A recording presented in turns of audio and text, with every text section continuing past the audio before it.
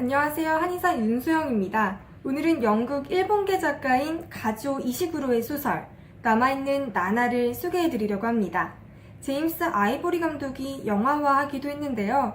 아카데미에서 무려 8개 부문 후보에 올랐을 만큼 원작 소설 못지 않은 수작으로 손꼽힙니다.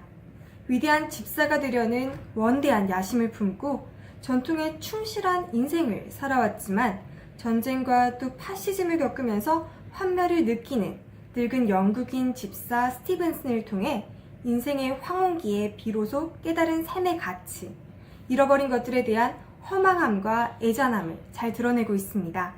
공허한 품위로 남겨져 버린 그의 원대한 꿈, 지금부터 살펴보도록 하겠습니다. 스티븐슨은 명망 있는 영국 달링턴 경의 집사입니다. 그는 명망 있는 가문의 집사로서 그의 아버지처럼 또 그의 선배들처럼 위대하고 품위 있는 집사가 되고자 합니다. 그렇다면 위대한 집사란 무엇일까요? 스티븐슨은 집사라는 직업, 사회적 기능을 잘 해내려는 사람입니다. 그러기에 그의 야심은 원대하죠. 위대함이란 한낱 기술적 완숙, 극도로 유능함을 뛰어넘는 것이기에 위대함은 품이라는 말로 등지됩니다. 그렇다면 품이 있는 집사는 무엇일까요? 집사라는 역할에 완전히 녹아든 사람입니다.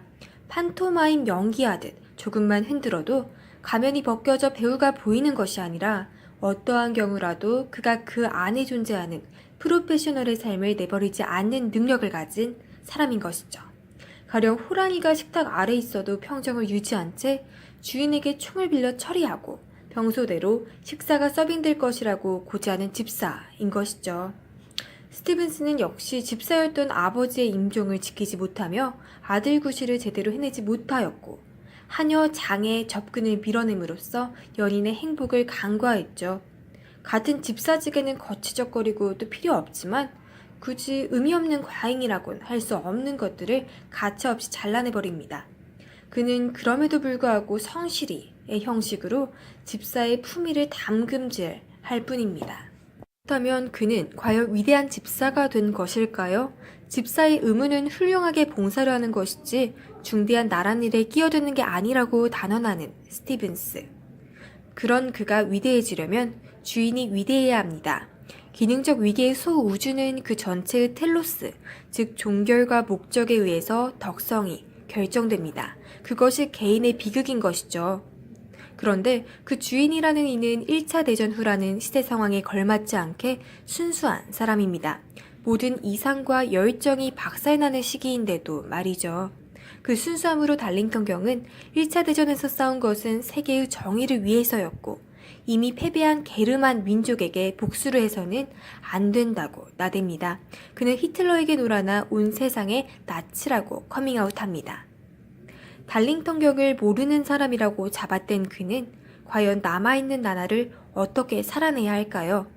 영락한 귀족저택에 끼워 팔린 신사, 귀족 노름의 미장센을 완성하며 미국인의 호사 취미에 활용되는 오리지널 영국 집사, 그의 현안은 주인의 농담에 과연 어떻게 적절히 대응할 수 있는가입니다.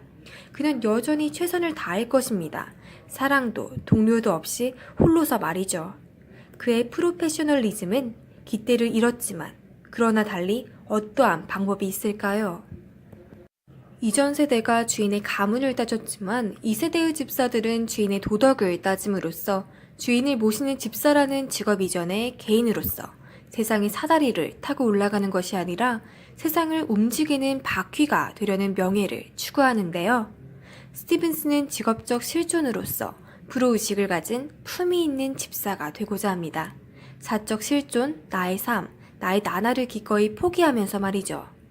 품위는 자신이 몸담은 전문가적 실존을 포기하지 않을 수 있는 집사의 능력과 결정적인 관련이 있습니다. 모자라는 집사들은 약간만 화나는 일이 있어도 사적인 실존을 위해 전문가로서의 실존을 포기하기 마련입니다.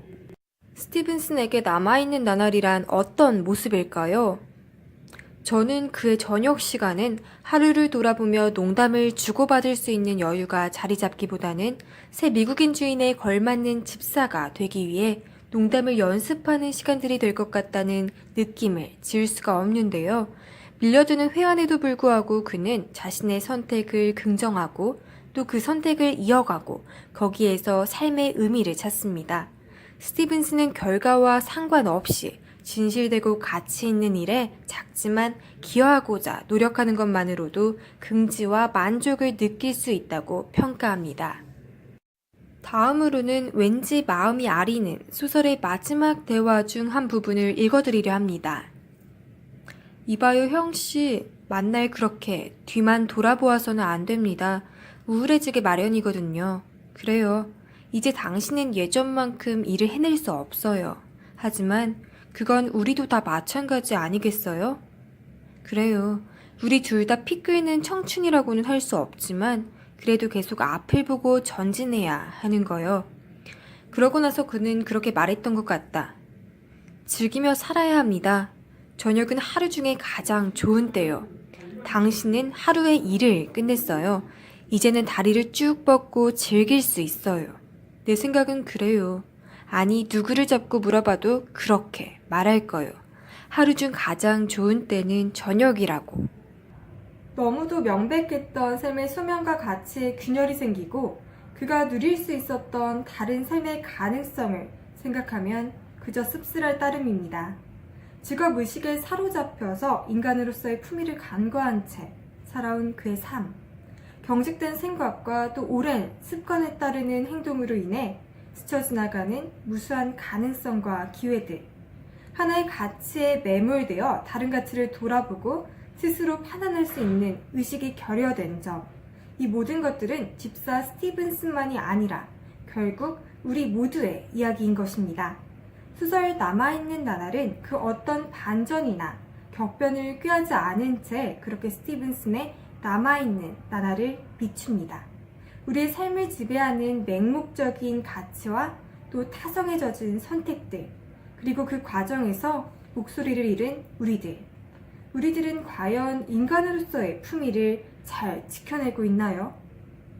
지금까지 들어주셔서 감사합니다.